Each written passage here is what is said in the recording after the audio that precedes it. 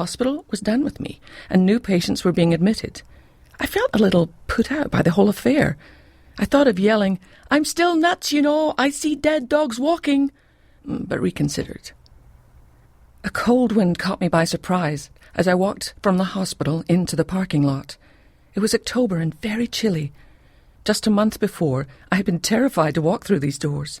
Now I felt very vulnerable leaving the safety and companionship I had found there.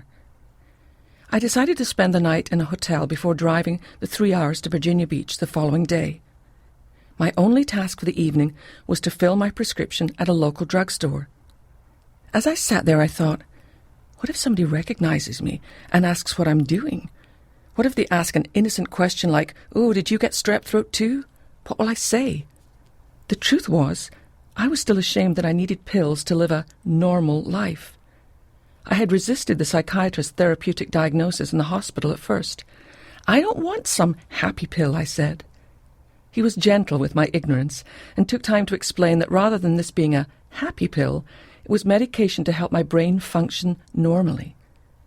Your brain is not producing enough serotonin, a necessary chemical for proper brain function, which is why you're having trouble thinking clearly and sleeping at night. Reluctantly, I began to take the medication, and within a few days I could tell a significant difference. The most obvious was that I stopped crying all the time.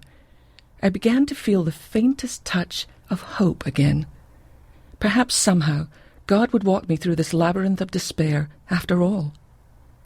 It's one thing, though, to line up with others who are waiting for their meds.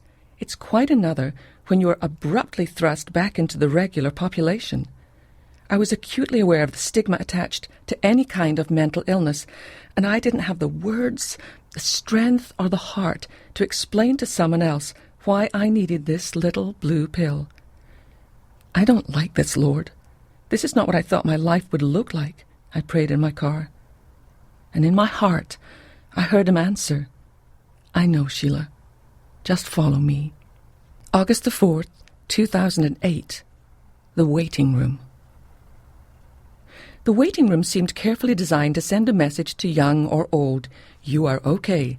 This is normal. In one corner were children's books and toys, a table and 4 chairs designed for little legs. In the other corner, a sofa and a coffee table with magazines, from Sports Illustrated to women's magazines, showing the latest fashions draped on ridiculously skinny girls. But the fact remained, this was a psychiatrist's office, and no potted plant or magazine could dress up that reality. I pressed a button on the wall next to the doctor's name, and a little red light flashed. I assumed the same indicator went on inside his office to let him know that his next patient had arrived. As I waited, all I could think was, what am I doing here? I'd done my time, had taken my pills. Why was I back in one more soothingly decorated room, prepared for yet another psychiatrist appointment? A door opened, and a man I took to be in his early 40s looked at me. "Sheila?" he asked. I followed him through the door, past other closed doors and into his office. He asked if I'd like something to drink, but I told him I was fine. "So, what brought you here today?" he asked kindly. I almost laughed. I wanted to say, "Well, how long have you got?" But I knew the answer. 50 minutes would be the most he could spare. Instead, I cut to the chase. "It's kind of a long story," I said. "Just think of me as a kid who used to love being pushed on a swing until she discovered that swings are not safe." "Swings?" he inquired. "Well, that's just a starting point, I guess. What I mean is that I went on to discover that life is not safe." Do you trust me? I see these moments now as little movies in my head. I can still picture my childhood park and old rusty swings, and I can remember the fear I felt that day. That fear was a prelude to some of the bigger moments in life, when it felt as if fear might literally consume me. The truth is, these moments and feelings have always been about the same thing, and I can reduce them to one question, not from a doctor, but from God, my Father. Sheila, do you trust me?